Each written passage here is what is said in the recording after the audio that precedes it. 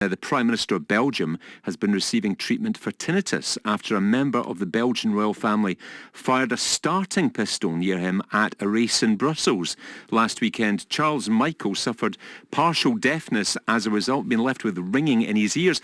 This condition affects up to 30% of us at some point in our lives. So what else can trigger it, and how do we deal with it? Hearing guru Alan Hopkins joins me on the line to talk about it this morning. Alan, thank you so much for your time.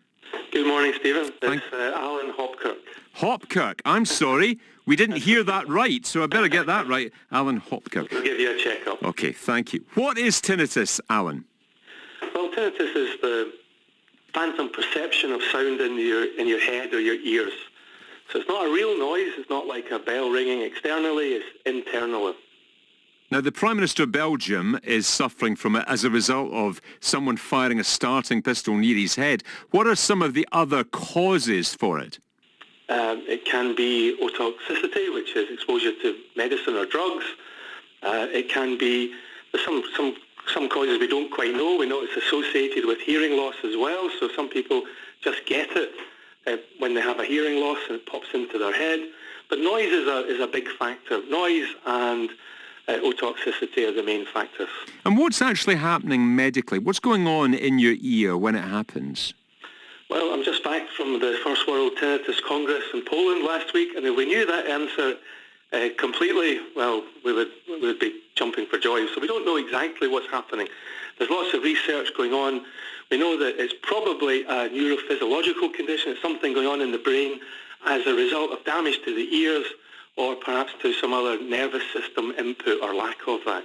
Who's most at risk from it, Alan? All of us. Anybody can have it. Children can have it. Of course, most children wouldn't be aware that they have it because they just accept things. So adults tend to report it.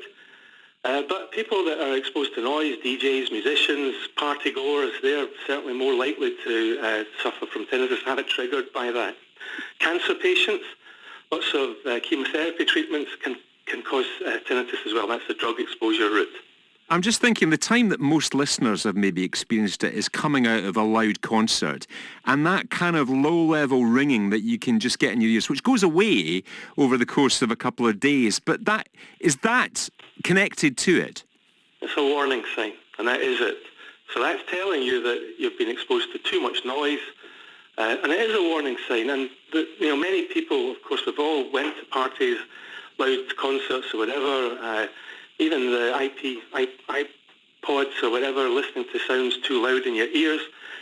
And we're probably guilty of doing that. We get away with it, but not all the time. And at some point, it won't go away. So if you're getting that experience, think about perhaps minimizing the exposure. You don't have to not go, just maybe don't sit next to that big thumping loudspeaker.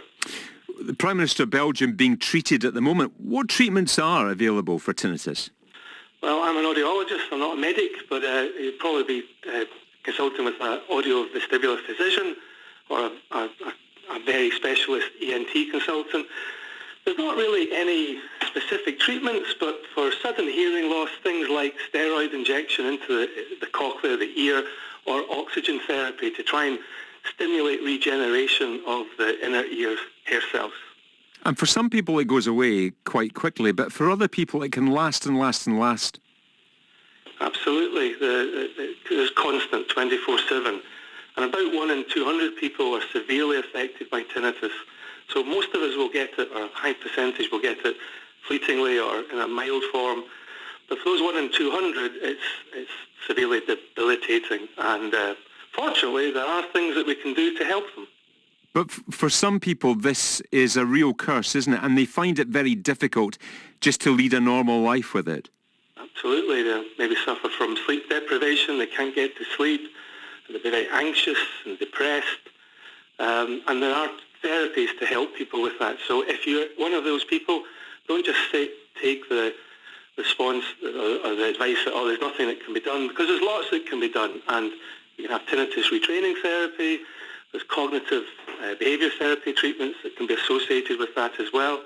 Because it's not just an audiological situation. It's, your hearing is part of your nervous system, and it impacts on other components of our body, our limbic system. And then it causes fatigue, just a sense that life's not so good anymore. So these can all be helped. So that's not about physical treatment of what's happening in your ear, though. That's psychological coping, isn't it? Yeah, but it's best if it's helped if we try and remedy what damage is in the ear. So we want to do a multi-strand approach. So we want to look at correcting any damage in the auditory system. We want to perhaps use sound therapy, and we certainly want to use counselling. And all of these things together mean that a patient just gets on with their life again, just as good as before. I'm guessing the most important thing we can do is try and avoid this happening in the first place, Alan. Yeah, prevention is better than cure, that's for sure. So yes, value your hearing. I love the piece you had on dementia earlier. Once you get an early diagnosis of dementia, get a hearing check, because if you don't hear something, you certainly won't remember it.